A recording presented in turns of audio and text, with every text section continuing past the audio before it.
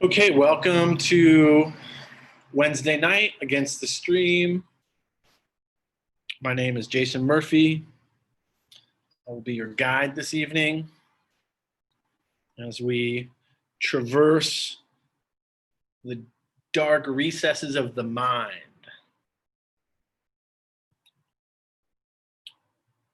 Some people call it meditation.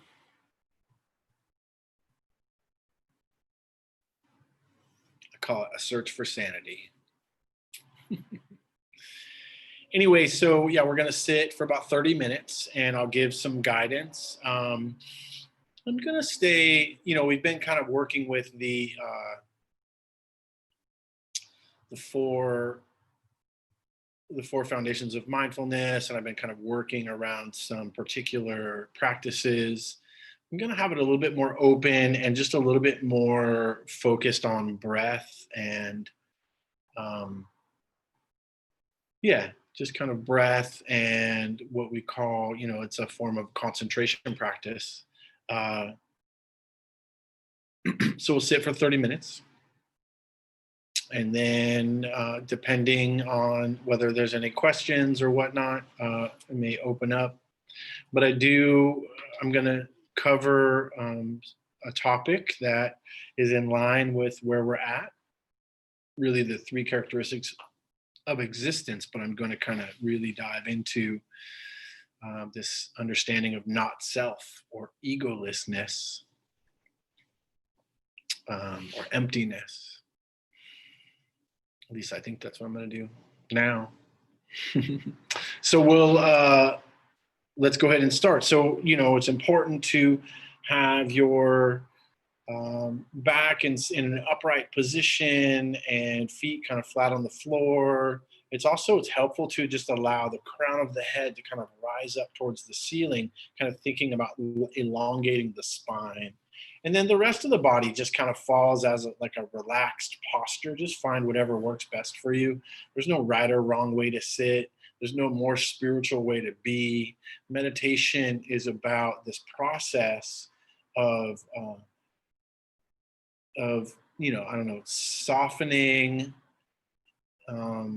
softening our judgmental awareness and aiming some specific fine-tuning of the mind's attention.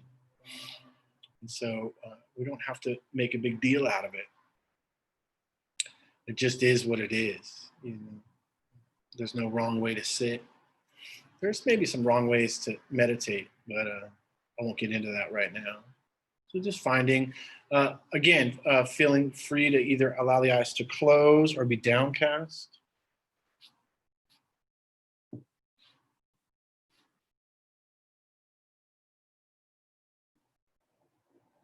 Hearing the bell.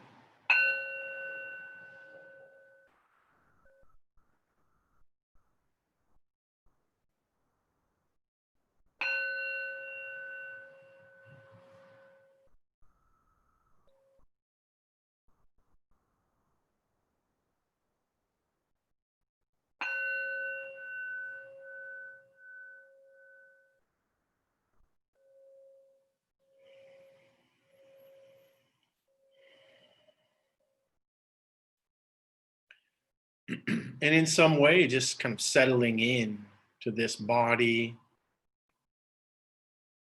to this space.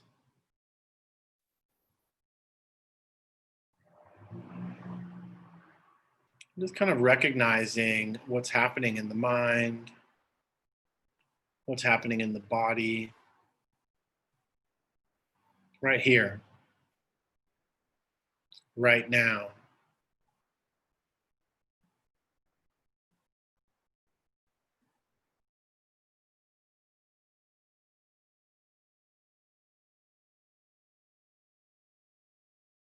As thoughts and sounds and sensations move through our experience.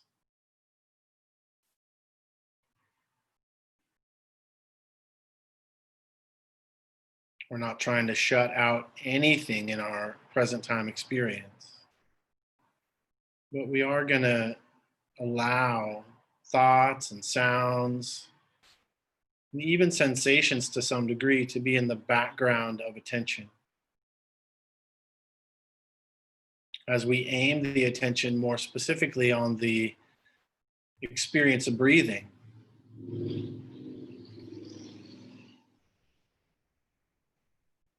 it's helpful to pick a point, either the tip of the nose or the rise and fall of the belly, and allow that to be an anchor.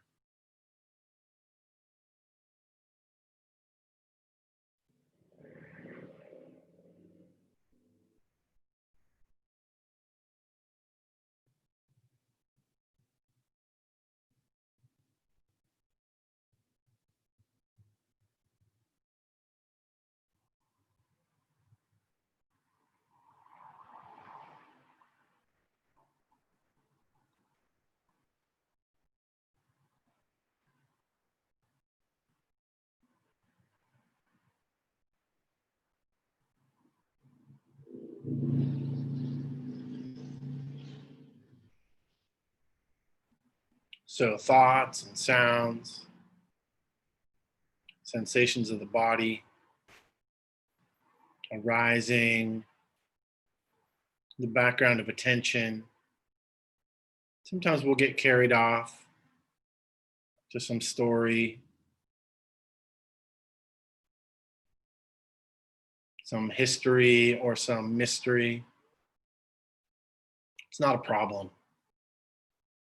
It's just what minds do: think, plan, remember. Whenever we recognize that the attention has wandered off, just acknowledging where it's gone. Can use a very simple technique called noting, just noting thinking or future or past, just something like one word.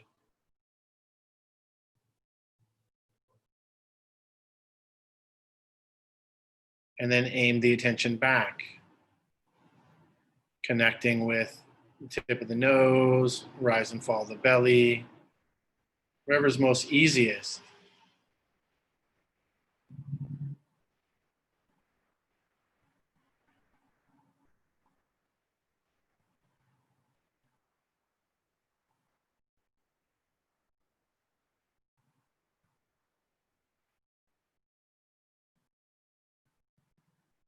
And the invitation is to just observe the breath, the experience of breathing. If it's the tip of the nose, maybe the coolness on the in breath and the warmth on the out breath, the feeling of air on the upper lip.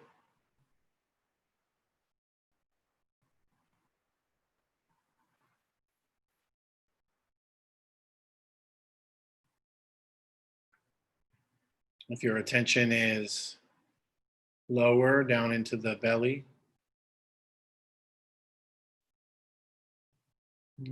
perhaps becoming more and more aware of the expansion and contraction or the rise and fall of the belly with each breath.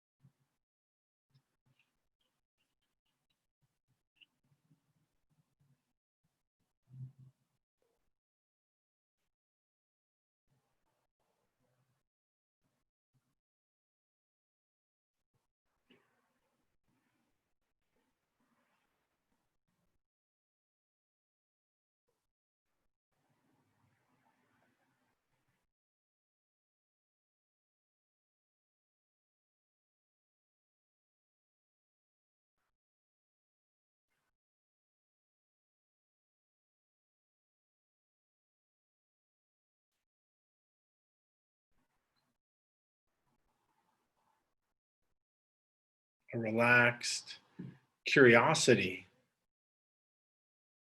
to this experience of breathing.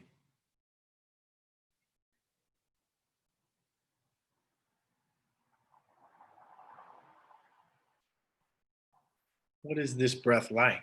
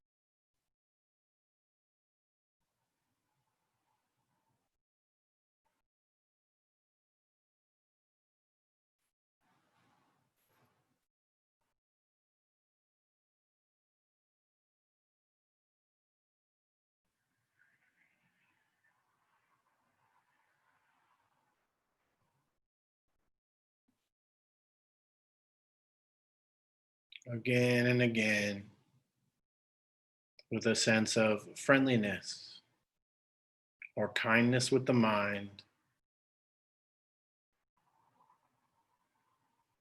just aiming the attention back.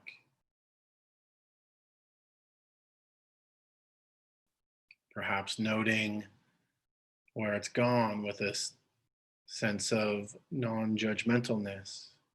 No need to judge, no need to criticize.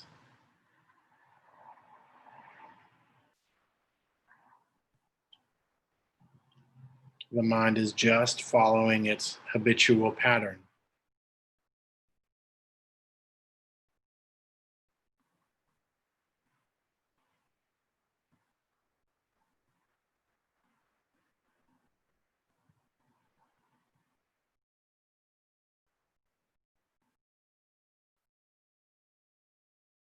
Becoming more and more curious of the breath,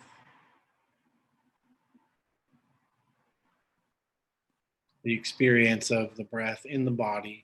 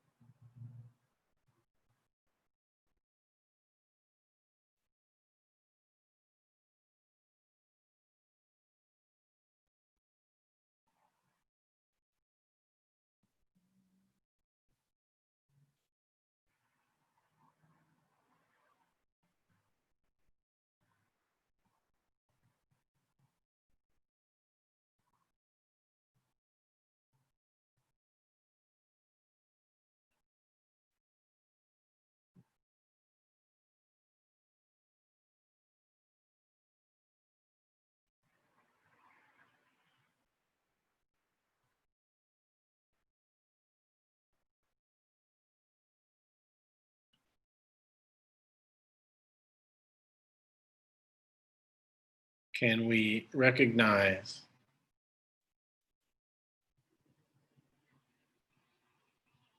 the beginning, the middle, the end of each breath?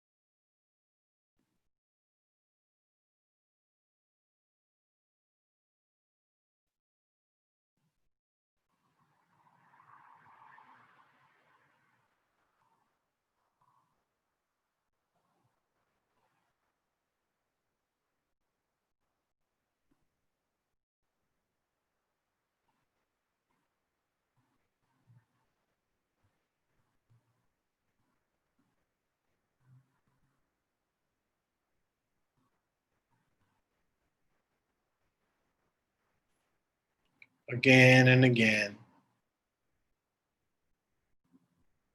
recognizing when the attention wanders off,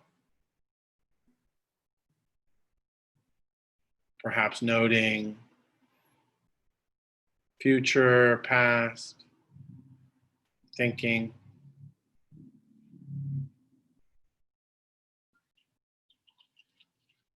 And then aiming the attention back.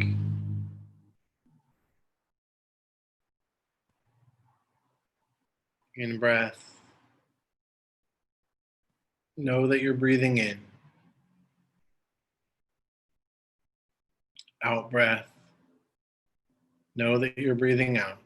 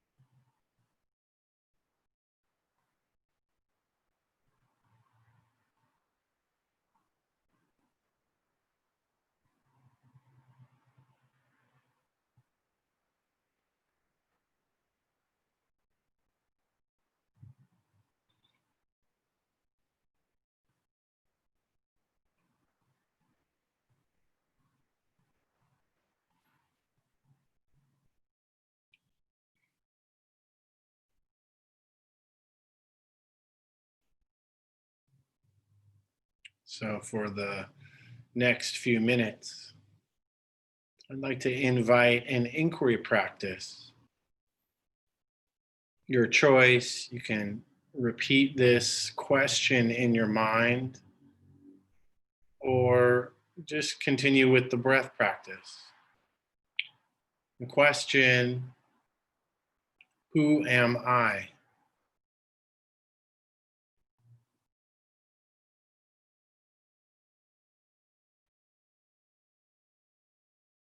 Who am I?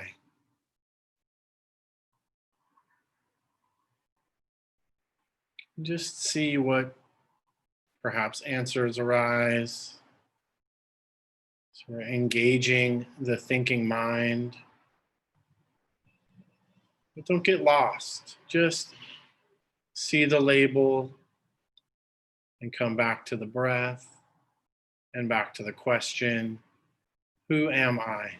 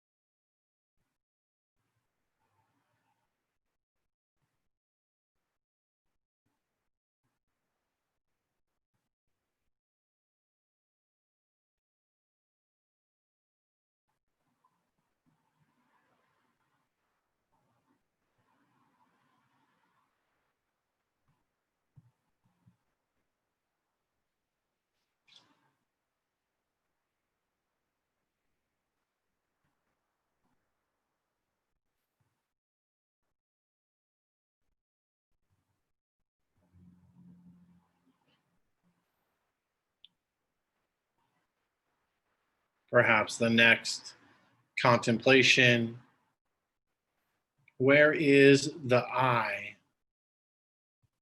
in this body?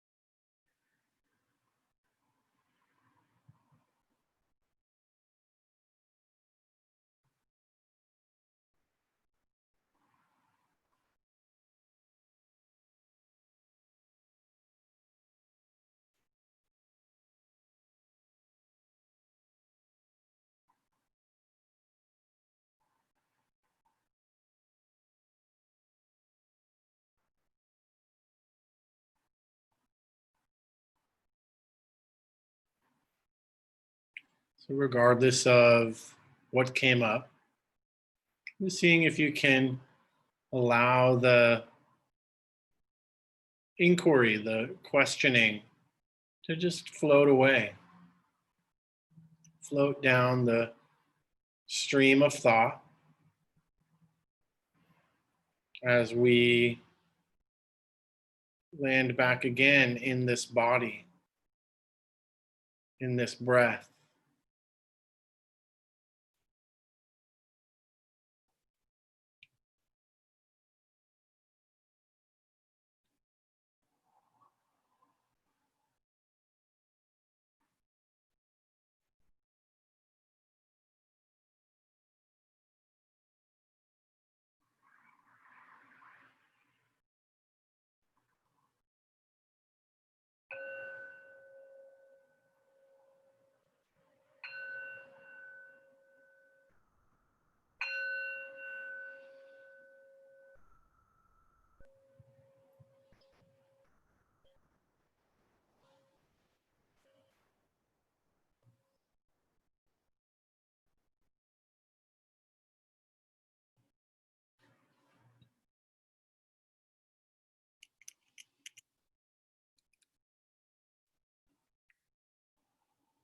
Okay.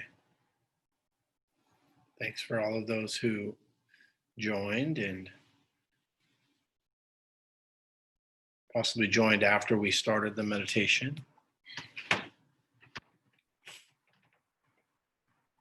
Those of you in the room.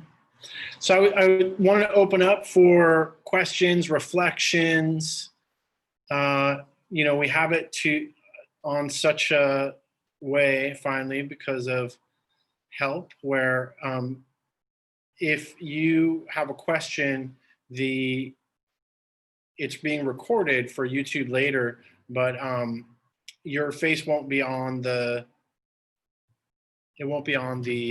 YouTube. It'll just be spotlighting, kind of me on the camera. So if you have a question or a reflection or just anything that you want to kind of share, both in the room or online, if you're online, you can raise your hand and then or you can unmute yourself when I call on you. And if you're in the room, you can just speak up or wave or something. So yeah, what was that like? Questions about the practice, about the instruction.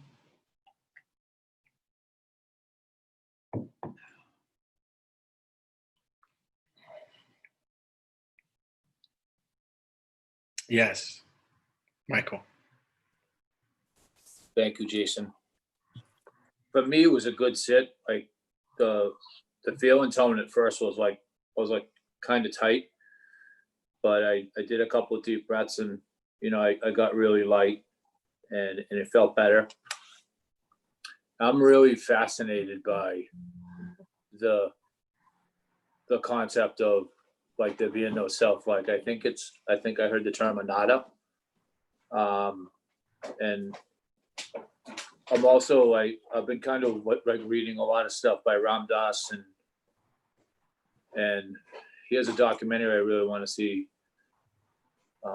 called Becoming Nobody.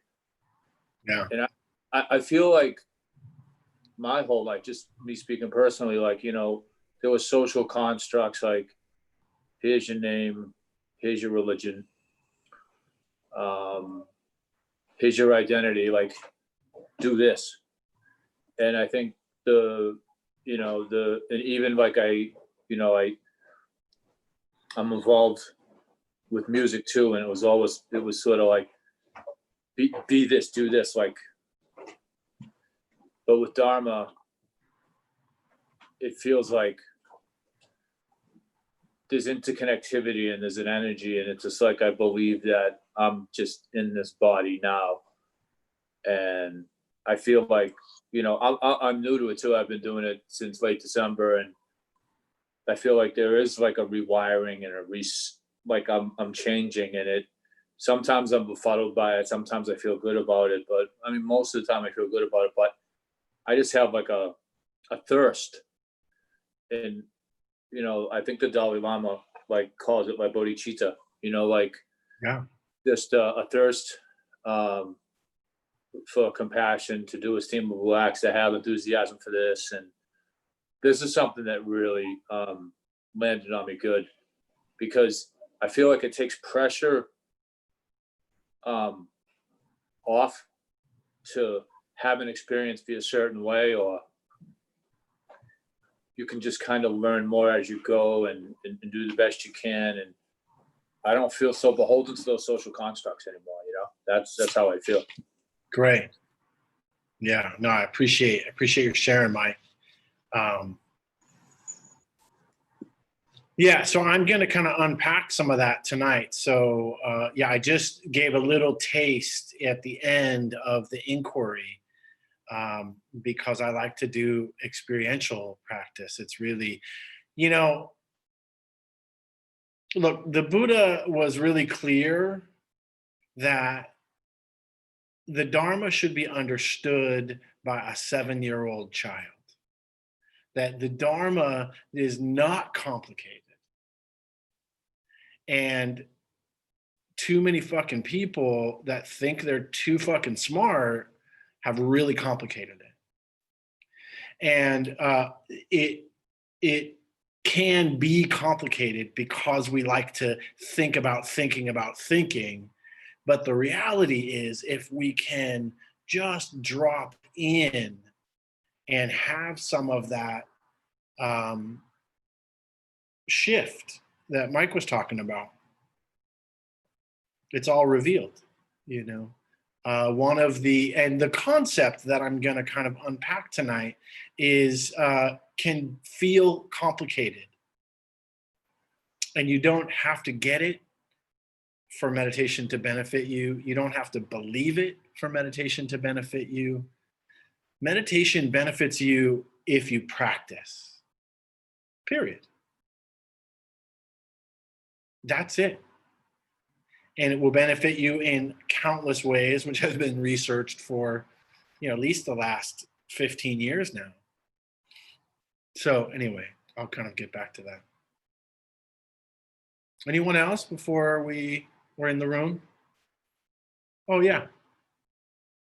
So sort of on that same like vein, like when you ask, I guess the question like, who am I?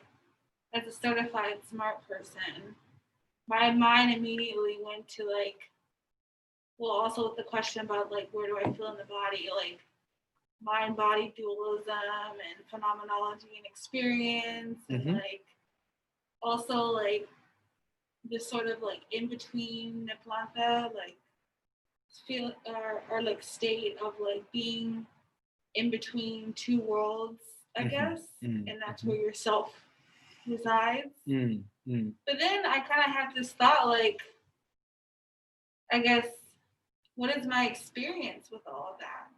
Not necessarily what I'm being told, but what is my experience with it? Right. And I think that's probably a more important question for me to ask myself than to say, like, how do I understand the philosophy of self rather than just understand myself and what I can do for myself. Yeah. Great. I'm going to try to just paraphrase. I might not get it all exactly, but for the folks at home or online. So as a certified smart person or extremely intelligent person, they were talking about their experience during the meditation, and you know, kind of immediately kind of going with the who am I and where's the I in the body, going into kind of dissecting and, you know, what their, you know, understanding is philosophically or phenomenologically, which I'm a big phenomenologist actually, and I'll say a little bit more about that. But and then like kind of letting go of that, right, and dropping into what's the felt experience of both the question and this idea of self, right? Is that what you said? Yeah, and then that she talked about, do you identify as she? They identified as more like that's a more important question. So yeah, wonderful. Good good inquiry. Yeah. And I would say keep going with that. All right.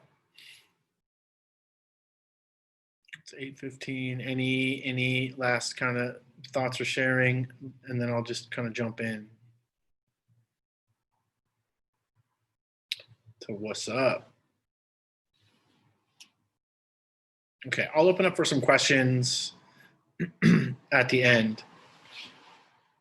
And I'm not sure if I'm going to actually be able to cover it all tonight. But let me just, so, you had mentioned phenomenology. And so phenomenology is like this, that conditionality. It's the how things are unfolding. And in my experience, that is really what the Buddha was teaching. He was teaching phenomenology. And he was teaching how to heal the mind based on like what we can see is unfolding in our experience internally and externally.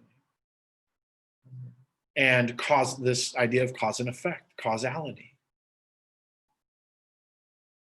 So that being said, I'm going to go through one of the major insights that the Buddha to be, Siddhartha Gautama, who was a man who lived 2,500 and I think 60 or 61 years ago.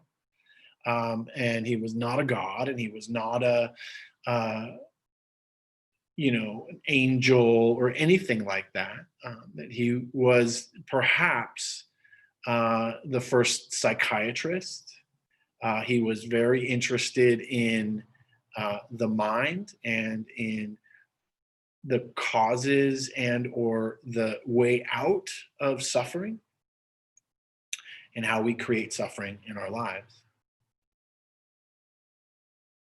So his during this, after but was somewhere 7 or 8 years, I can never remember which one it is, of deep insight practice, came to this awareness of what's known as the 3 characteristics of existence. The first characteristic of existence, there is suffering, also known as the first noble truth. There is suffering in this world. When I went over that in detail, talked about intolerance to suffering, aspects of suffering.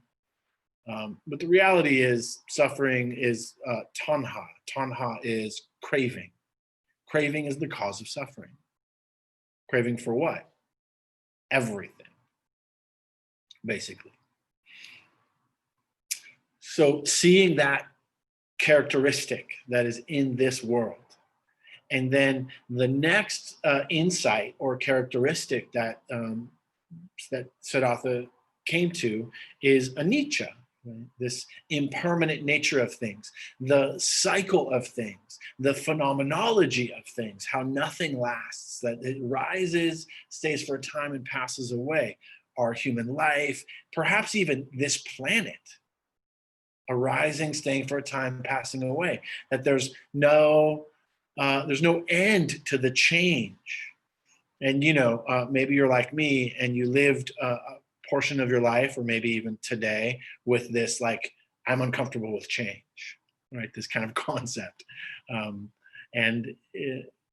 Change can be uncomfortable because it feels destabilizing. So I just want to kind of talk a little bit about that. I'm not going to get into, I'll maybe break down anicca another time. But the third insight, the third kind of like, holy shit experience is there is no fixed and permanent substantial self. And that being the third insight that the Buddha came to, known as the 3 characteristics of existence. That actually there is no inherent self or substantiality in anything. nothing is lasting, back to anicca, back to impermanence, right? And so they are kind of playing on themselves, because suffering, craving for what? A self, something to attach to, something to feel stable about, because the instability of this world and the reality of that can feel crazy making. And so, throughout history, and even at the time, even the time of the Buddha, I mean, there was, so what I want to say is that the Buddha was not like super revered in his time. That he had a following. There was people that were like, oh, I totally get what you're saying, and your actions are virtuous. And just like, Jesus of his time, like, people didn't like Jesus, they killed him. You know what I mean? Like, people tried to kill the Buddha too, because he was speaking out against status quo, because he was speaking out against philosophies or even religious, ritualistic kind of systems that were, in his opinion, not leading to the end of suffering. And so they would often get in these debates, and people would ask him all these questions. But suffering, dukkha, impermanence, anicca, those two aspects were found in many different religions of the time, Hinduism and Jainism, and some of the other kind of philosophical kind of breakdowns of what was happening in the Brahmin class, and the yogic traditions, what later on came to be yogic or Vedic traditions. And so the kind of stark difference is that all of those, and all other religions, with the exception of maybe Taoism, believe in a fixed and permanent self, sometimes called soul. And the Buddha, through his inquiry, through his practice, through his kind of phenomenologically dissecting of experience, wasn't able to find it. 2,560 years ago. And so this teaching is a way of really saying this is the biggest misconception of our life, of our world, is this I that actually, if we really think about it, causes so much of the suffering that we experience. Maybe some would say all of the suffering, particularly the attachment to the craving for the sense of I, and the me and the mind, right? The I, self, me, the ism, if you will. Maybe some of you heard that before. All right, so these are the three attributes. And then, so doing this reflection, who am I? You came up with whatever you came up with, that popped up in your mind. And then where is the I in this body? Through that contemplation, there were some things that popped up, whether they made sense, maybe it was one thing and you stopped. And that has happened. That's happened for me as well. The inquiry practice is to continually push beyond the boundary of what is the first thing that pops up into our mind. And then the further kind of question into delving into these characteristics of existence is, have whatever those aspects are that we call or perceive as a self changed over time? And so that's like just another kind of, way of thinking about it. Okay. So I'm going to do this. Well, I'm going to give one example of, this is a way that this kind of self, not self, was described to me. Okay. Let's say you get a gallon of milk, like a jug gallon of milk. Okay. And emptied out because this experiment isn't about the milk. And you perforate the milk carton and you cut a hole out of the bottom of it. You cut the bottom out of it. And you take this milk carton, this plastic jug, right, that we're calling a self, and you submerge it in, or we call it identity, and you submerge it in water. Okay? So at what point does the water become the jug or the jug become the water? You know what I mean? Like if you have water and you have this quasi container, the shell really, and you submerge it in another physical material kind of, experience, and the water permeates into the jug and comes up into the jug. So where is there separation between the jug and the water? So that's kind of the question, right? And this is a way to describe not self. That what we call a self would be the shell of the jug and the water that's in just the shell and the water. And when you submerge it and it becomes one thing, but it's not different from anything else. It's still the same. So that's like just kind of I'm going to give a few other examples, but that's one way of thinking about this idea of self versus not self. Okay, so let's talk about some of the ways in which people view self. And we've all been taught since birth, really, to view the self as the I. And we're taught this is me and that's you. And, perhaps I am important, or I am, a man, or I am, right? So getting to different levels of identification that we're given. Same thing with the outside world. We're given all kinds of identification. Remember that thing you'd pull and it would spin around and it would go, the duck goes quack, and then it would go quack, quack. So that's helping us identify duck, quacking, right? And so on and so forth. And every little thing. Just hang out with a child and we want to teach them how to navigate the world, of course, right? But what we're also teaching them is how to view the world and how to view themselves.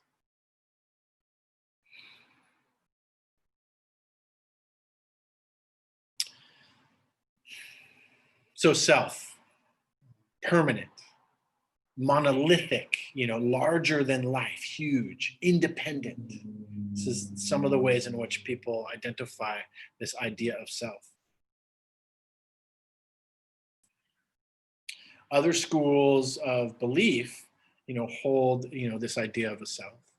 The non-Buddhist idea, where the self as a sense of I or I human, that the changes are verifiable through the body and the mind, right? The I is the possessor of the body and the identification of the body as self.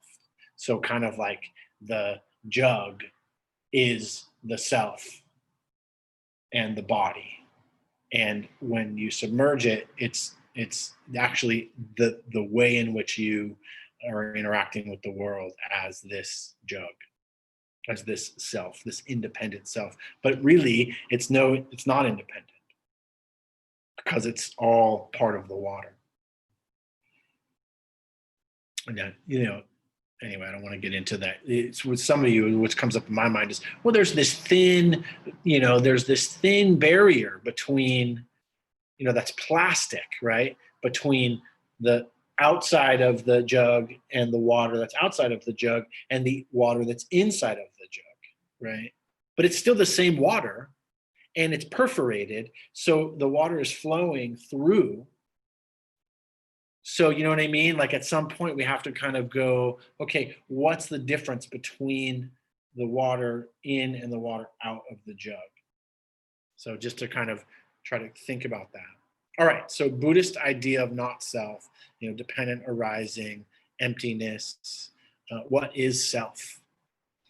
self lacking independent parts, not permanent. One of the ways we talk about this is mind units in waking state and in sleeping state.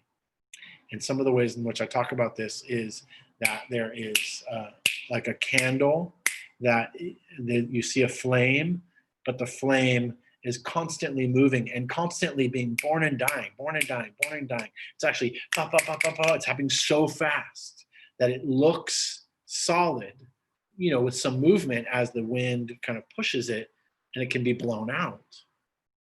But from until the candle burns out or until it gets blown out, it's a constantly moving process, ever changing. The mind is the same way. Not solid. The brain, you know, we can even get into that material form.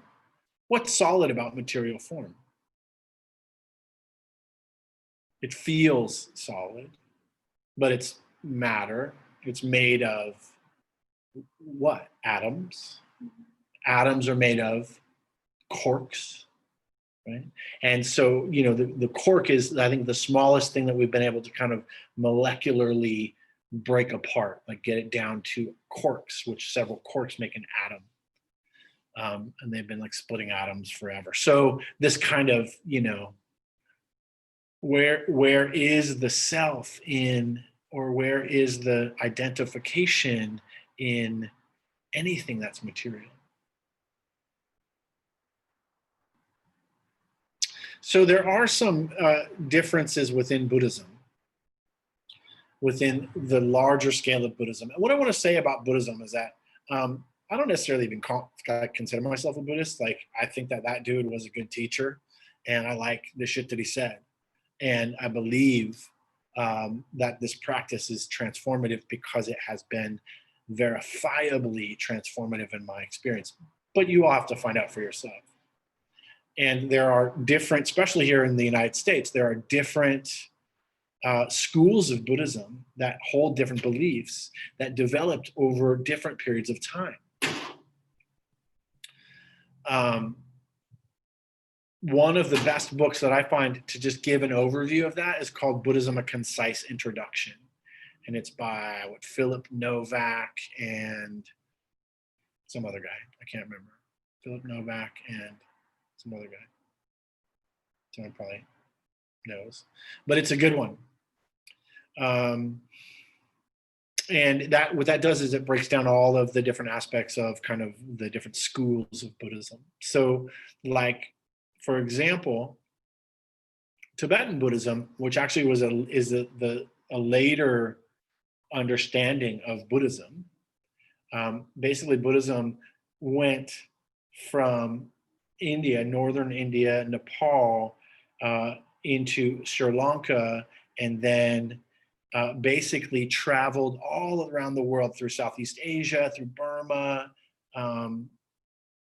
all the way around the world, back through China, and then into Tibet.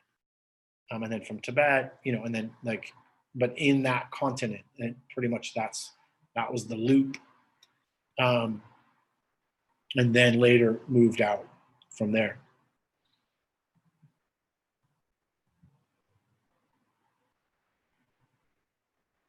So Tibetan Buddhism, they believe in a bit of a concept of self, but it's not this. It's they call it the clear mind, the clear light mind.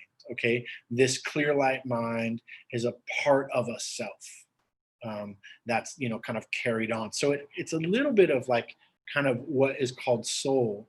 And the other interesting thing about Tibetan Buddhism is that Tibetan Buddhism then moved into India, and it's actually the only Buddhism that's in India now, where Buddhism started, where Siddhartha Gautama lived. It went all the way around the world and then got mixed up and introduced in all different ways, and then reintroduced into India, into Indian culture. And through all that, there was, you know, every style of what we call, you know, Buddhism, it was developed. And now we have even what's called American Buddhism. You know, we have through our own lens, right? So anyway, so Tibetans have this kind of clear light mind that they think about, and I actually have heard the Dalai Lama himself kind of speak about this clear light mind. And it's not good or bad, and it's not right or wrong. It's just another view. So the idea of things appearing real as an objective or subjective are real, right? Superimposed by the mind. So we're kind of projecting these ideas of what a chair is and what that person is and who this is, and it's all kind of constructed based on these, as we see things. So here's a few examples of what might be considered some not self strategies. A dream appears real while we are unaware that we're dreaming. That shit's, I've had some like using dreams where I like was smoking crack in my dream and woke up going, you know what I mean? Like I thought I was smoking crack, and I was in my dream, and there was even some times I remember early in my recovery where I would like get up out of bed, clearly no signs that I had left the night before and gone and drank a bottle of vodka or whatever. But even like up till I'm in the shower washing and I'm like, did I like get drunk last night? Like that, because it was some belief that I held in the mind from a dream that I had had. So it took me even a while to, even in waking states. Okay, so another subjective experience. So those are kind of objective experiences. Subjective experience. A rainbow, we all have seen a rainbow. A rainbow appears real while you see it from a distance, right? But the closer, maybe you found this, the closer you get to a rainbow, what happens? It disappears because it's a bit of an illusion. It's real and it's not real at the same time. You know what I mean? Like it's material, it's particles of light, it's angle, and we can see it and we believe it. And, apparently there's a pot of gold at the end. I mean, if you're a leprechaun of some sort or Irish, I haven't not found one, but appears real. All right, so a table is a table because we've learned the meaning of table, right? But really, it's a kind of a mental imputation, right? And subjective response. So this is the same idea of the self. What are the parts of a table? What are the parts of a car? So we call something, I drove it here, a car. And what is a car? But it's constructed of parts. And when it's in its form, constructed of parts, we call it a Volkswagen there's all these different identifiers, which was an interesting thing for me just recently because I just bought a new car. I wanted a 2020 car. I wanted a brand new car. I've never had a brand new car in my life. And so I started looking at all of the brand new cars and they all kind of look similar. You know what I mean? Like they all have a similar kind of, there's differences in, whether you get a 2-door and a 4-door and a SUV and, but really they're all kind of the same thing. They all have kind of the same purpose and they all, are constructed kind of the same way. And it actually got kind of hard for me because I was like, should I just get like a Honda Civic, like whatever, it's reliable and it's brand new and, who cares? Or should I, get the Volkswagen Jetta or the Audi and, it basically boiled down to what I could afford, right? And some evaluation, but it got me thinking about what is a car? Well, a car is a conglomeration of parts. And if you were to take it and break it apart, is it still a car? Or is it something else? So in that same way, the Buddha is asking us to point to what's like, what do we know in this experience? What is in our physical, mental, and this is what we call the aggregates, right? So let me just give another example. This is, what's this? It's a pen, right? We call it a pen because we somehow identified it through our life that this is what we call a pen, right? And there might be other things that like look similar, but they lack the pen-like qualities, so they're not pens. But if we take this pen and we, like, is this the pen? Like, where is the pen quality? When does it? Uh-oh, did I make it too tight? There we go. Is this the pen? Is this the pen? Is the ink that's inside the tube the pen? Is the point the pen? Is this shaft the pen? Are all, like, if we look at all of these different parts and we I know you can't really see that at home, but if we just look at the parts, is it still a pen? Or is it parts that are separate, that only when they're put together in a particular way can we identify it as a pen?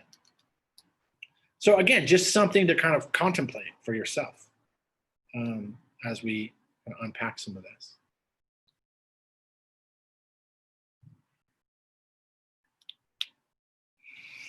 So this is like a wild concept,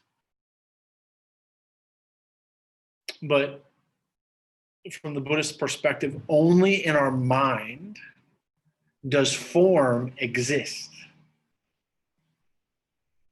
Only in our mind does form exist.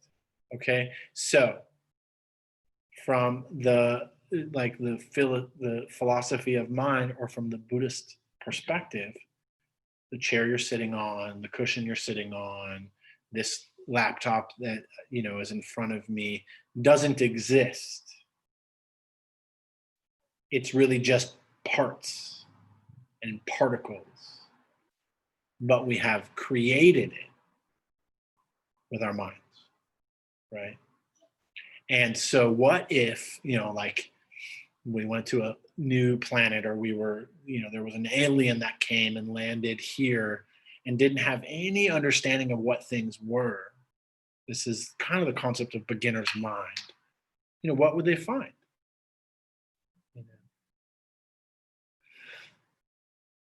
I can't remember. I think there was something about during the first, kind of colonialization and conquering of native peoples of this land, that there were ships and conquistadors, and there were things that the native people didn't see because they didn't have any concept of what that was. They only knew what they knew in their experience, right? So to kind of step completely outside your experience, which, they say babies, that's the only time, like in the first few months of life, there's just this kind of nothingness. It's like there's no self. Everything it's like that milk carton and the pool. Everything is just the same, intermingling, moving back and forth, colors and shapes and sounds, and that's it. It's not even, those aren't even identified. And then we slowly start to identify. Okay. Sometimes people say consciousness is this idea of self. The self is consciousness. I am conscious of my senses, and that allows, and conscious of my thoughts. So consciousness must be the thing, right? And some Western psychologists, including, Freud, but I'm thinking about Jung, really focused on this idea of collective unconscious, right? That there's a collective consciousness that we each can kind of experience. And, you know, those of you who meditate in rooms full of people, there is some kind of, but it's like this permeation. Like there's things that it's not you're conscious and I'm conscious. It's that there's just consciousness as part of it's one of these parts. All right. Is this like making sense? I don't know if you guys at home can, is it making sense? I have a few more examples I want to kind of get to. And then I'll open up for some questions because, you know, like I said in the beginning, like you don't got to believe any of this shit, right? And I'll give a couple examples as to like how it matters and it doesn't matter. So this is some of my favorite ways to describe this idea of anatta or not self. Although we imagine ourselves to be a self, right, a real substantial individual, you know, according to the Buddhist teachings, we are in reality nothing more than that flame-like process I was talking about, an ever-changing combination of matter and mind, neither of which is the same for 2 consecutive moments. And, you know, actually, one of the interesting things just there is that, so there's been tons of neuroscience pointing to, you know, where is the self, where's the soul, how can we find it or experience it in the body, you know, and even this is back in ancient times too. There were some, you know, some philosophies, some religions that believe that, you know, the soul is like no bigger than, you know, a plum or something like that. It's something like an egg. It was some kind of a small spherical, and it lives here in the chest, right? And then even neuroscience started to point to, okay, where can we connect the amount of like neurotransmitters or like brain cells that are a cluster of what we call the self. Not able to find it because it's so interconnected, and it's not this body, and it's not you know, this hand, and it's not, you know, the brain.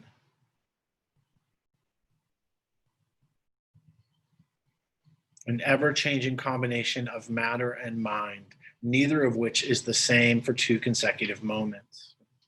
All the components of our being are impermanent, unsatisfactory, and devoid of a self from the Buddhist perspective.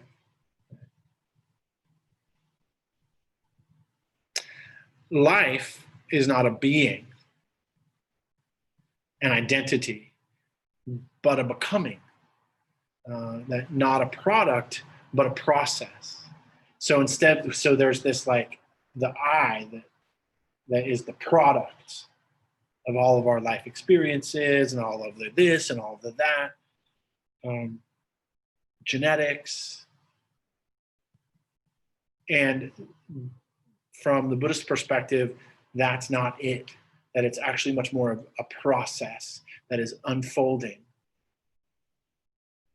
Like a body of water is continually finding its way to the ocean, and it's not the ocean, and it's not different than the ocean. Right? At some point, all water on this planet goes to the ocean. Yet some water we look at as different. If it's in rain or in snow, it's somehow different. But ultimately, it's all going to become part of the ocean and then, you know, go through the water cycle, which I think I learned in 6th grade earth science, the water cycle. Apparently that's it's a pretty awesome way of looking at things. Okay, so there is, in actuality, from the Buddhist perspective, no doer, only a doing. No thinker, only a thinking. No goer, only a going. And so sometimes they call this whole process going forth. So in this sense, the Anatta teaching is not a doctrine of no self. And that's a common kind of misconception, this idea of that there's no self. That's not what the Buddha said. The Buddha said it's not self, that there is no substantial, over time, thing that we can call self. But see for yourself. And I'll get to that in a minute, like why we continually use the term self. So it's not no self, but a not self strategy, right? For kind of shedding suffering by letting go of its cause, leading to, the highest or the kind of unsurpassable kind of happiness or contentment. So at that point, once we've kind of shed all of our preconceived notions of what we are, who we are, this idea of self, then what remains? The questions of self or no self or not self, they fall aside. Once there's this experience of such total freedom, where would there be any concern about what's experiencing it, whether or not it's a self?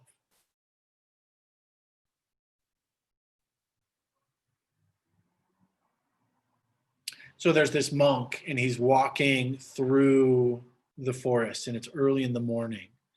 And it's a group of monks, and there's a monk who's at the front of the line as they're walking to go kind of, for alms rounds. And then the monk, it's, just like the light, it's just becoming light, it's just dawn. And the monk sees a snake on the path, on the dirt path, and becomes startled. And it becomes, frightened, and is like, oh no, like, I'm in Thailand and there's freaking cobras and they're not fun, right? And so becomes startled, kind of tightens up around the idea of snake. And then upon further reflection, or after telling the other monks, oh no, look out, there's a snake, they kind of investigate a little further, and they find out, oh, it's not a snake. It's a piece of rope that had fallen off a wagon or off a truck. And then all of a sudden, the monk completely calms down, just has a total shift of perception. That's what we're talking about when we're talking about self, not self. It matters and it doesn't matter. And we need to have a sense of self, a sense of, perhaps at times a sense of security. And there's more than that. And at some point we find that there's nothing reliable about that. But we need to take our time in kind of unpacking it. And whenever we can kind of shed this idea of I am, or me and mine, what the Buddha is pointing to is that we'll find freedom from suffering. So I'm going to stop there and kind of open up, and I know it was maybe a little bit long, but any questions about what's been shared?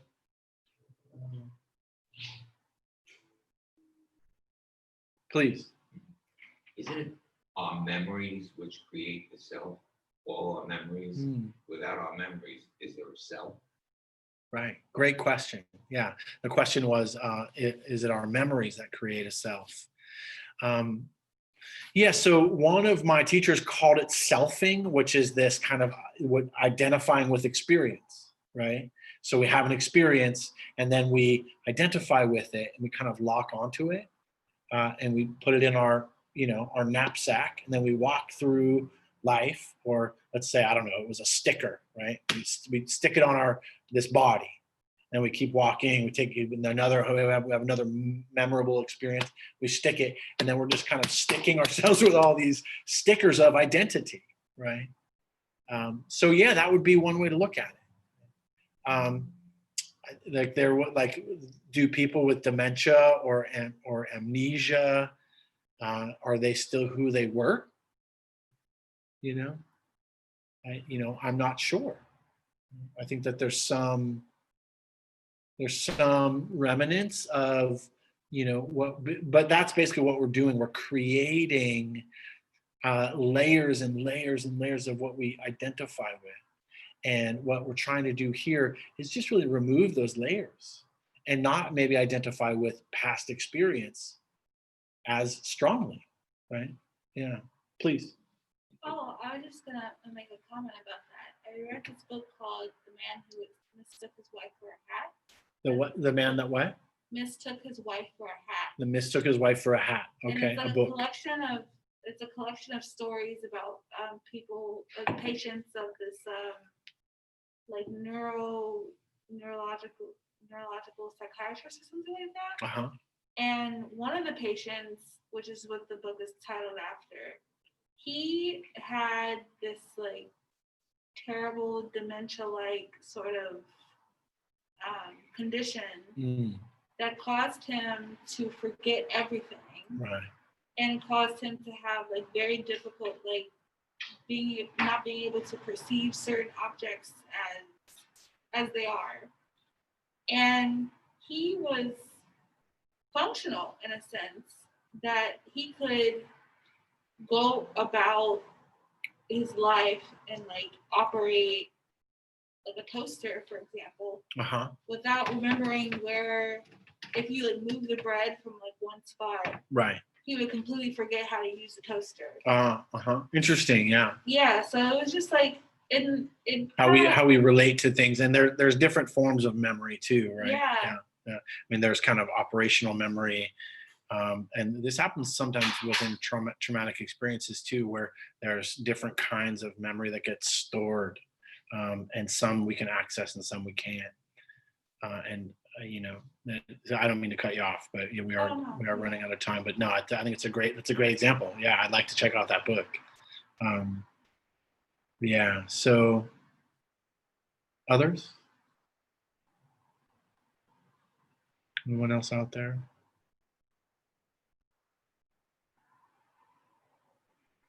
So hopefully this was helpful in kind of unpacking. And again, don't let it be complicated because it matters and it doesn't matter, right? Meditation is still absolutely helpful.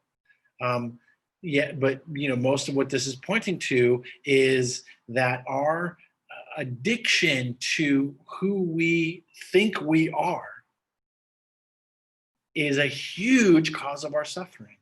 Our attachment to the I, the me and the mine, and the the experiences that we've had, the memories, the perceptual database, as you've heard me say before.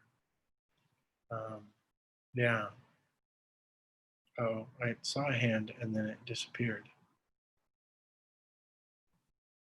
Was that Misty? Do you want to say something? We have like another minute or two. Yeah, Misty, go ahead. You can want to unmute yourself. Oh, sorry. I always was very comfortable with the not self by when I feel or I react, I can identify that everything I have been given, my DNA, my environment, my nature and my nurture was given to me. I didn't evolve out of this by myself. It was all given to me. I'm a product of of my experience. So if I have a harsh reaction or a lovely reaction, I understand that is also a product of what was given to me. And I don't need to be so attached, because if I was born in a different place or to different parents or had different experiences, it would be something else. Anyways, that's my take on it, and I thought I would contribute. Great. Yeah, thank you. Thank you for contributing. Yeah, this kind of, it's also like, I find this personally when I get defended about something, and I can be pretty damn defensive. And then when I incorporate this strategy, I ask myself, what am I defending? If there is no me, well, what am I defending? And then a lot of times that will allow me to kind of soften. But so, take it for what it is. And it can be useful for some people, and explore it for yourself. And how does this fit for you? Like Misty and like Mike and, some other people were saying. And thank you for your time and attention. We're out of time. So we'll see you next week, and I'll unpack, I do my best, to unpack some other relatively complicated yet easy topic. So we'll see you on the next installment of This is the Buddhist Teaching. Peace. Oh yeah. And may all the goodness, be dedicated